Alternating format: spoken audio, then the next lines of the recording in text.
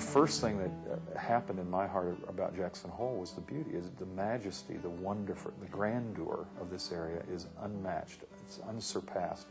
In fact, one of the jokes I often tell people is that when God created the heavens and the earth, he started in Jackson Hole. And when he got finished, he realized he was over budget and had to cut back everywhere else. And that's really what it's like. And you can't really tell people about it until they see it. Once they see it, they never forget it. It leaves a lasting impression. And the other thing about Jackson Hole is that when people are here, they're usually away from their businesses, they're away from their jobs, they're away from the stress, they're away from the realities of their everyday world, and they're here at a time when they're kind of evaluating. You know, they're thinking about life, they're thinking about where are they going, what's their life about. They're on vacation, they're with their families, they're here to hunt or to fish or to recreate in some way. And so it's a unique time in their life when they come here. Sometimes they may save for years to come and spend 2 weeks here.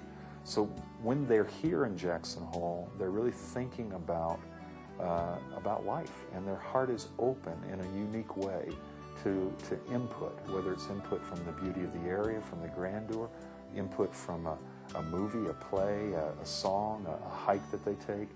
And so it's a really unique time in their life when they're here. One of the unique things about our church is that we had a unique piece of property that no other congregation in the entire county or in this whole area had.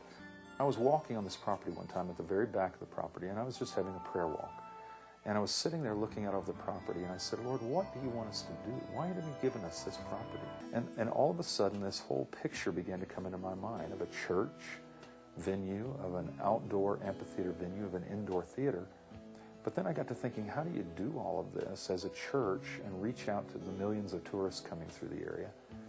And I think the key component that struck me was, what would happen if instead of us positioning ourselves as a church that's trying to hold events, what if we positioned ourselves to be viewed as an event center that had at the heart of that event center a church? So then the concept came to me, what if we renamed this 17 acres and called it something different? And that name would have spiritual meaning for us, but would be a non-threatening name to those who are passing through the area. And one day I was out walking by Flat Creek, and I got this picture in my mind of a river crossing.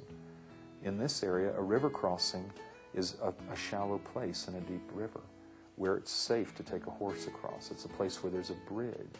It's a place where people move across treacherous waters safely.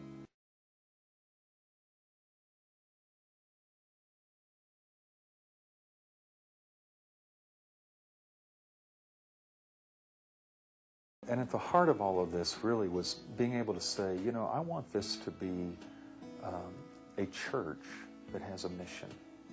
And the mission of the church is that 9 months out of the year, we are a local congregation.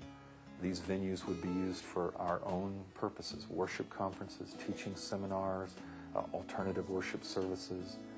But that 3 months of the year, 4 months of the year, we would give our lives away to the people passing through this. Which means, in essence, that we would take on this vision as our mission of the local church, not to replace the local church, but as the purpose for which the church exists, to reach out.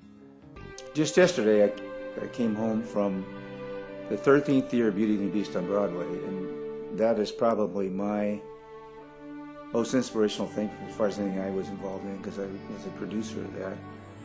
And it played to 26 million people, made a lot of money.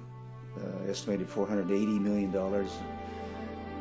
and that's a high for me in my life. But I can see this project as being every much that. It's not the end show that makes the high.